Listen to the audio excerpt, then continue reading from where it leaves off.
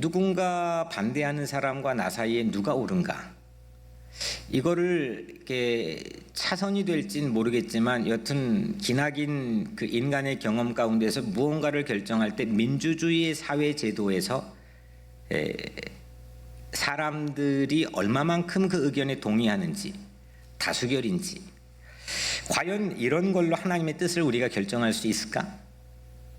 옳고 그름을 과연 그것만으로도 역사에서 결정한 순간들이 과연 다 맞았는가?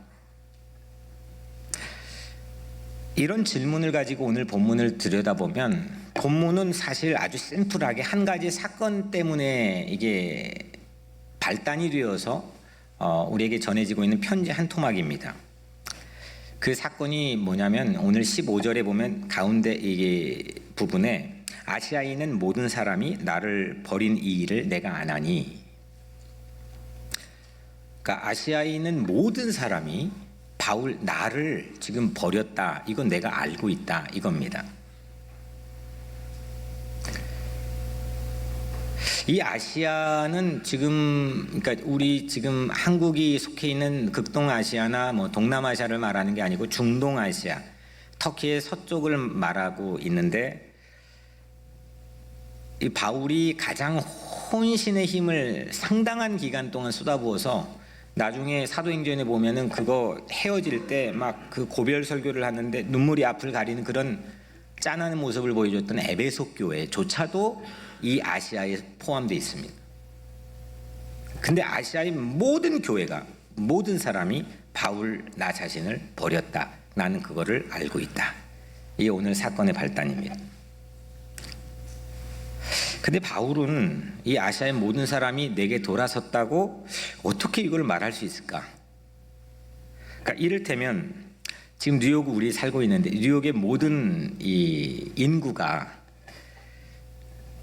나 조원태를 반대하고 있습니다. 이게 말이 됩니까? 이렇게 생각, 네가 뭔데? 네가 뭔데? 당연히 반대할 수도 있는 거지. 아마 저를 정신병자 취급할 겁니다. 분명합니다. 말이 되지 않는 거죠. 근데 오늘 바울은 아시아에 속해 있는 모든 교회와 모든 사람들이 나를 지금 버렸다, 나는 그거 알고 있다, 이걸 이야기하고 있습니다. 그런데 이 톤을 우리가 잘 들여다봐야 되는 게, 아주 잘 아는 말씀이지만 이 톤에서 모든 물기를 다 빼버리면 아주 박제된 무미건조한 실제 바울의 의도와 바울의 냄새와는 전혀 다른 리딩을 우리가 할 수도 있거든요. 아시아의 모든 크리스천이 자신에게 등을 돌렸다라고 하는 이 바울의 목소리 톤은, 내가 사실 그거 다 아는데, 사람들 다 모두가 나를 버렸는데 그거 아는데 나 아무렇지 않아, 이런 톤이 아닙니다. 이건 아주 깊은 충격과 슬픔에 빠져 있습니다.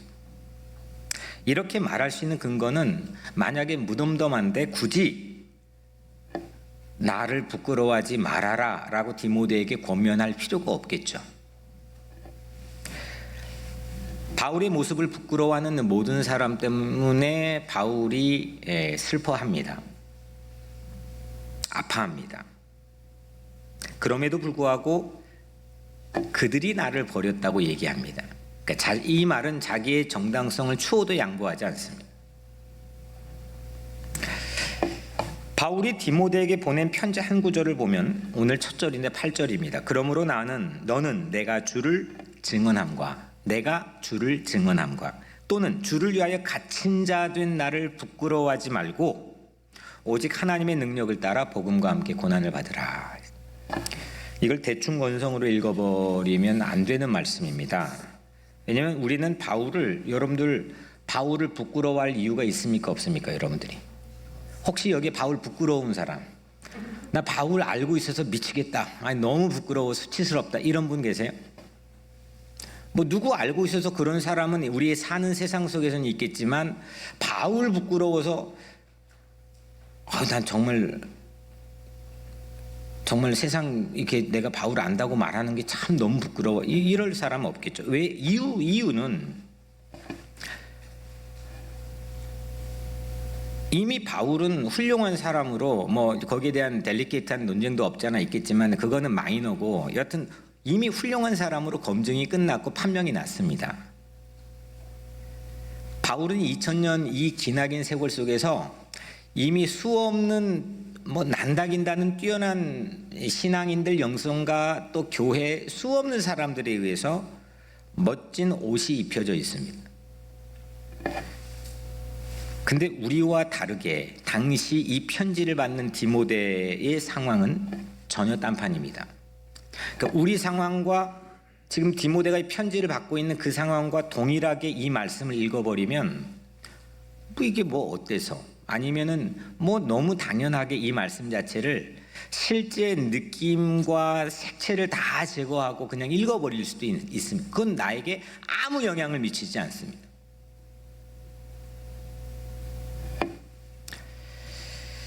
어떤 전문가는 이렇게 신학자는 이런 얘기까지 합니다. 디모데조차도 바울을 부끄러워할 수밖에 없는 그런 압력과 유혹을 받았을지 모른다. 그러면 다음으로 아시아의 이 모든 사람이 바울을 버렸다, 등을 돌렸다. 이게 어떤 의미일까? 이거는 우리가 가끔 이제 신앙생활하다가 시험 들면 나는 이 교회 못 다니겠어.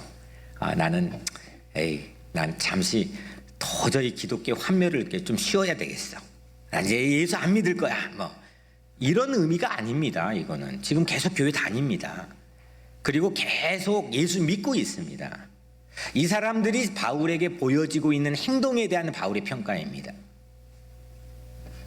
그러니까 우리가 보통 생각하는 누가 봐도 배교 이게 아닙니다. 이거는 오늘 말씀에 보면은 너는 내가 주를 증언함과 또 주를 위하여 갇힌 자 된 나를 부끄러워하지 말고, 그러니까 바울이 지금 예수를 증언하고 예수가 이런 분입니다 라고 증언하고 그 예수 때문에 감옥에 투옥됐는데 그거 나 바울을 부끄러워하지 말아라 이렇게 지금 권면하고 있습니다. 이게 무슨 의미일까? 우선 바울은 로마 감옥에 왜 갇혔습니까? 지금 상식적으로 당시 최강국, 지금 미국의 위치하고도 사실은 비교가 불가합니다.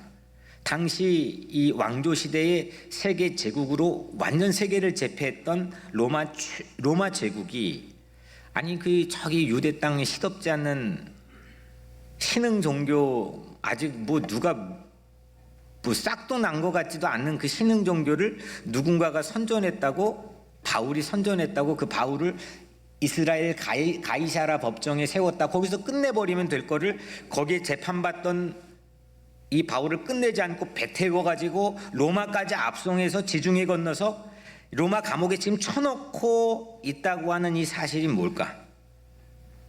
그냥 뭐 우리가 흔히 말하는 어떤 개이 잡다한 그런 이교도들이 출몰해가지고 이런 게 아닙니다. 지금 바울은 체제 전복에 위협이 되고 있는 인물입니다.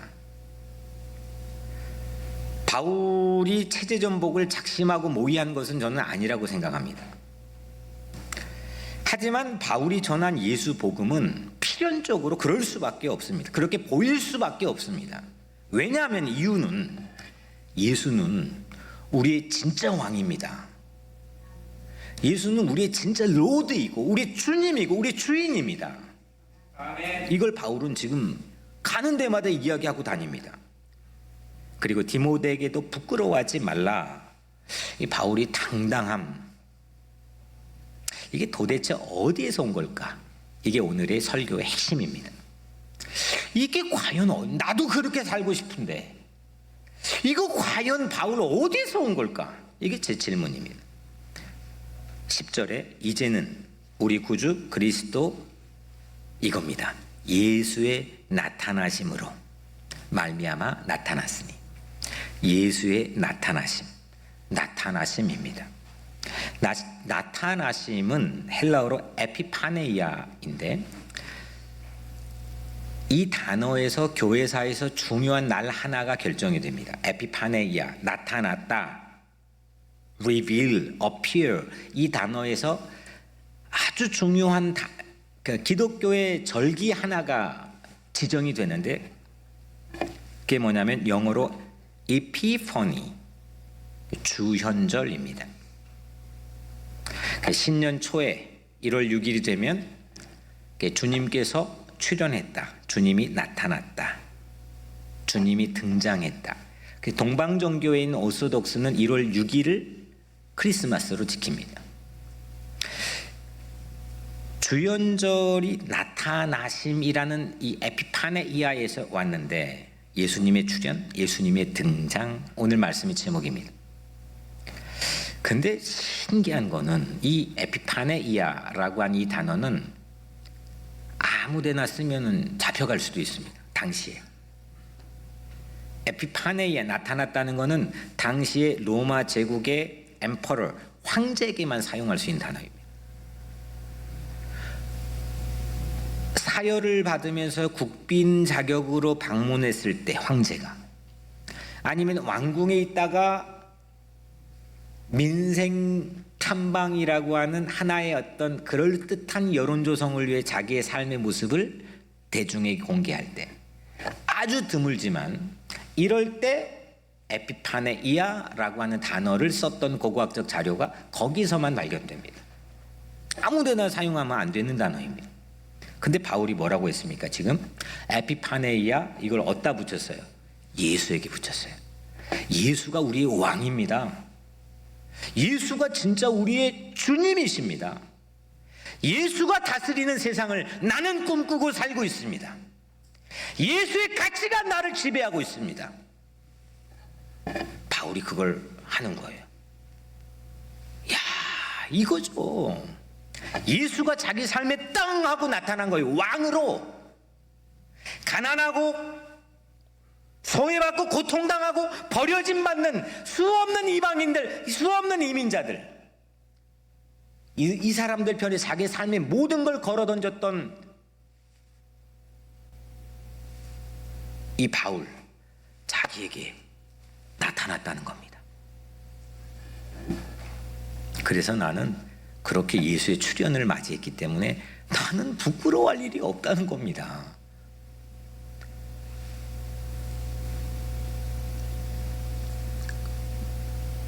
언제 처음 나타났습니까? 그 예수가 바울에게, 우리가 알고 있는 바에 의하면 다메스쿠스로 예수 잡는 사람들 잡아다가 옥에 가두고 핍박하려고 가는 도중에 갑자기 강렬한 빛이 이 바울을 비추면서 소리가 그의 삶 속에 들려왔죠. 사울아, 사울아, 나는 네가 핍박하는 예수라.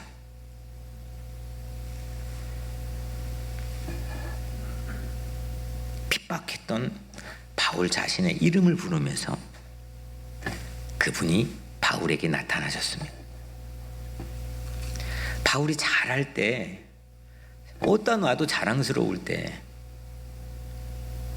어디다가 내밀어도 괜찮은 카드가 될 때, 출세할 때, 그의 학력과 그의 지식으로 세상을 호령할 때, 그때 예수님 나타나지 않았습니다.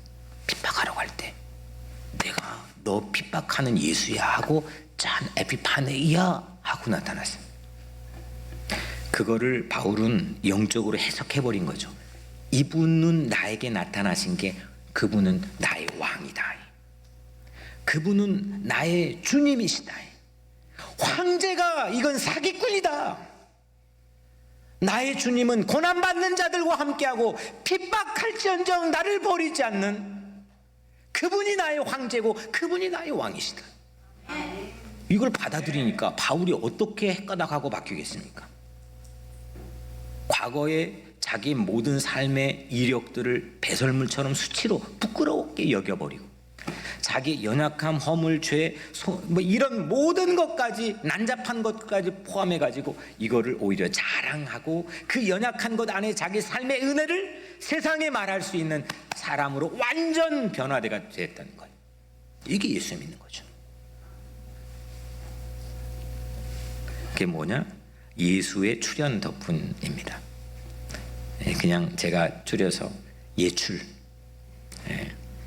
예출 덕분에 이 사람은 에피파네이아라고 하는 그 예수는 나타났는데 그거를 에피파네이아라고 바울이 재해석하고 영적으로 그걸 확 하고 받아들인 그 순간 그는 로마 황제가 두렵지 않았습니다.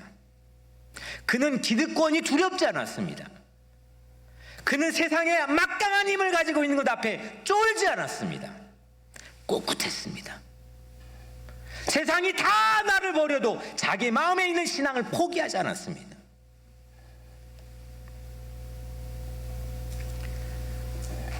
예수님의 출현으로 감옥에 있어도 부끄럽지 않았고, 왕이신 예수님의 출현은 그래서 이전에 사랑했던 모든 것 다 부끄럽게 여기고 이전에 수치감을 줬던 것들을 도리어 나에게 자랑하게 되는 삶으로 폭발적인 변화를 우리에게 보여줍니다. 제가 이 팬데믹 그 시대를 지난 1년 반 가까이 지나오면서 여러분들이 수차례 강조했고 뭐 강조를 안 해도 제가 거의 거기에 필이 꽂혀가지고 1년 반 동안 정말 별의별 걸 다 해보려고 했습니다. 뭐 하여튼 뭐라도 막 풀빵 장사를 하든 뭘 하든 그게 뭐냐, 사기와 기세입니다. 작년 4월에 탁 치는데 방법이 안 보이고 사람들은 우왕좌왕하고, 그때 제 마음속에 주신 생각 하나는 흐름을 놓치진 말자. 성도들의 사기나 기세를 꺾는 순간은 내가 이게 댐이 무너지는 상황이라고 비견하고 그건 막자. 그렇게 생각을 했습니다. 흐름이 중요합니다. 여러분들 잘 될 때는 바람 타면 됩니다. 그냥 가만히 책 읽으면서 바람 타면. 근데 역풍이 불 때는 노젓는 사공의 기세가 중요합니다. 그 기세가 꺾이면 아무것도 안 되는 겁니다. 그냥 소용돌이 치고 길을 잃어버립니다. 우리 응원단장은 저는 오직 예수 그리스도임을 믿습니다. 예수님의 출현, 나에게 나타나신 예수님, 내가 혼자 있을 때도, 버림받을 때도, 내가 아플 때도, 내 길이 안 보일 때도 나에게 출현해 주신 그 예수님, 그 예수님의 출현이야말로 우리 각자의 사기와 기세를, 그 볼륨을 무한대로 높일 수 있는 유일한 길이라고 저는 확신합니다. 여기에는 지금 정말 죽고 싶다가 아니라 난 죽을 거야 라고 생각하고 손을 내밀고 상담을 요청했던 교우도 있고, 지난 1년 반 동안 이렇게 멀게 리뷰를 해보면 지나간 얘기니까 그렇지 정말 순간순간이 숨 막힐 듯 치열한 어떤 삶의 현장, 뭐 배불러 가지고 할 것 남겨놓고가 아니라 그냥 이거 끝나면 나는 끝나는 거라고 생각하는 그런 교우들의 삶의 모습들을 가까이에서 지근거리에서 목격했습니다. 예수님의 출현은 우리의 약점을 부끄러워하지 않습니다. 깊이 주님 앞에서 우리가 참여하고 회개할 때 주님 앞에 우리 자신을 부끄러워할지언정, 예수님의 출현 앞에서 우리는 세상 앞에 담대하고 당당함을 지켜낼 근거를 갖게 됩니다. 아무리 패배조차도 패배의 기색이 짙은 그런 상황에서 패배로 머물지 않는 건, 그 사실을 우리는 믿기 때문에 부끄러워하지 않습니다. 전폭적인 지원, 그 예수 그리스도가 나를 향해서 가지는 전폭적인 지원, 무조건적인 사랑, 우리에게 틈만 나면 괜찮아 이겨라 이렇게 응원하시는 내 삶의 영원한 응원단장, 그 예수님은 세상의 모두가 나에게 떠날지라도, 내가 기세가 기울어지는 그런 삶의 순간에도 나를 응원해 주시는 참 고마운 분이십니다. 이제는 뉴욕 우리 교회가 그렇게 예수님의 출현을 바울처럼 경험한 공동체라고 한다면, 이제 뉴욕 우리 교회가 세상을 향해서 그런 예수님의 출현을 보여줄 수 있는 응원단장 역할을 우리 교회가 했으면 좋겠습니다. 오늘 마지막으로 이 바울에겐 두 가지 이게 그랬잖아요. 아시아의 모든 사람이 나를 버렸다라고 말했는데 그 바울 자신을 부끄러워한 케이스 실예들과 그런데 부끄러워하지 않았던 바울을 부끄러워하지 않았던 케이스 이 두 가지를 우리에게 마지막으로 소개합니다. 15절에 보면 아시아에 있는 모든 사람이 나를 버린 일을 네가 아나니 그 중에는 부겔로와 허모게네도 있느니라. 두 사람이 있는 거예요. 부겔로와 허모니게. 이 사람은 여기밖에 나오지 않기 때문에 이 사람의 종족을 우리가 감을 잡을 수가 없습니다. 하지만 분명한 것은 이 사람은 아시아에 있는 모든 사람이 바울을 버렸던 그 순간의 대표적인 사람입니다. 바울에게는 아픔입니다. 상처가 될 수도 있습니다. 트라우마가 될 수도 있습니다. 근데 그 슬픔이 도리어 우리에게 위로가 될 수 있지 않을까요? 성도들과 간혹 그 신앙생활하다 보면 우리는 그런 착각에 빠집니다. 초대교회 사도들과 성도들은 실패가 없어. 그냥 하는 사람들을 하는 것마다 능력을 나타내고 마치 인간이 아닌 초인적인 모습을 보여주는 것처럼 우리는 각색된 그 초대교회 모습을 가지고 있을지도 모르겠습니다. 그런데 오늘 바울은 우리가 흔히 말하는 성공을 하지 못했습니다. 슬퍼했습니다. 아파했습니다. 그리고 그 안에 자고하지 않게 하시려고 내 안에 가시를 주셨다고 고백하는 부분이 다른 편지에 있는데 그 가시 정체를 사람들은 안질, 그다음 뭐죠? 간질, 또 우울증 이 세 가지를 주된 요인으로 해석을 합니다. 아니 사도도 바울도 아니 바울도 이렇게 부겔로와 허무니게 같은 사람으로부터 가지고 있는 아픔을 우리에게 공개해 주는군요. 그런데 이런 것이 도리어 하나님이 일하시는 스타일이라고 하는 것을 우리에게 보여줍니다. 반면에 부끄러워하지 않았던 바울을 부끄러워하지 않았던 한 사람, 이런 사람이 있어요. 오네시보로가 있습니다. 이 오네시보로는 세 가지로 바울에게 응원단장 역할을 했습니다. 16절 17절 원하건대 주께서 오네시보로의 집에 긍휼을 베푸시옵소서. 그가 나를 자주 격려해 주고 내가 사슬에 매인 것을 부끄러워하지 아니하고 로마에 있을 때 나를 부지런히 찾아와 만났습니다. 참 드물게 좋은 사람입니다. 먼저 첫 번째 오네시보로는 바울을 그냥 어떻게 하다가 우연히 길 가다가 만난 게 아니라 로마에 있을 때 나를 부지런히 찾아와 만났습니다. 찾아다녔습니다. 로마 감옥에 갇혀 있을 때 그는 에베소에 있었습니다. 오네시보로는 그는 바울 어디 있어? 바울 어디 있어? 찾아다녔습니다. 그리고 찾아왔습니다. 두 번째 오네시보로는 투옥된 바울 다 버리는데 부끄러워하지 않았습니다. 손해를 각오합니다. 내가 채 안다고 해서 나에게 체제 전복의 위협 인물이라고 하는 그런 허울이 나에게 쓰여진다고 해도 난 괜찮아 라고 끊임없이 감옥에 찾아갔던 인물입니다. 손해를 각오합니다. 마지막 세 번째 오네시보로는 투옥된 바울을 생각만 하고 언젠가 도와줘야 되는데 생각만 하고 또 말만 한 게 아니라 직접 자주 찾아가서 격려해 줬습니다. 여기 격려라고 하는 헬라어는 에피파네라고 하는 건데 영어로는 리프레시입니다. 리프레시라고 하는 건 활기를 되찾아주는 겁니다. 응원단장 역할을 하는 겁니다. 아니 감옥에서 바울이 모두가 떠나간다는 소식을 이미 인포메이션을 다 수집해 가지고 있는데 얼마나 복창이 터지겠습니까? 얼마나 미치겠습니까? 적대자들이 아닙니다. 같이 했던 사람들입니다. 그런데 오네시보로가 리프레시를 해줬습니다. 격려해 줬습니다. 먹을 것 입을 것 아마 영치금도 분명히 넣어주지 않았을까 싶습니다. 저는 이런 면에서 오늘 말씀을 정리하면서 바울은 참 행복한 사람입니다. 왜냐? 오네시보로가 있고 버림받는 자의 슬픔을 나눌 수 있는 디모데가 있기 때문입니다. 나에게 버림받았어. 나 어떡해? 하지만 넌 날 버리지 마. 나 부끄러워하지 마.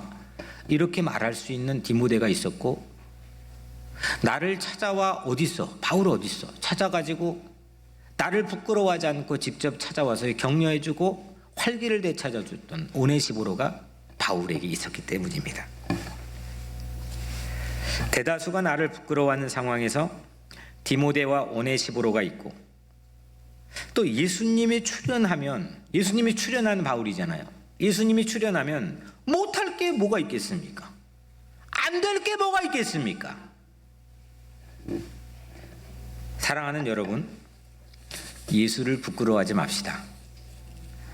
예수님이 내 안에 함께 있는 나 자신도 쉽게 만만하게 나 자신을 보지 맙시다.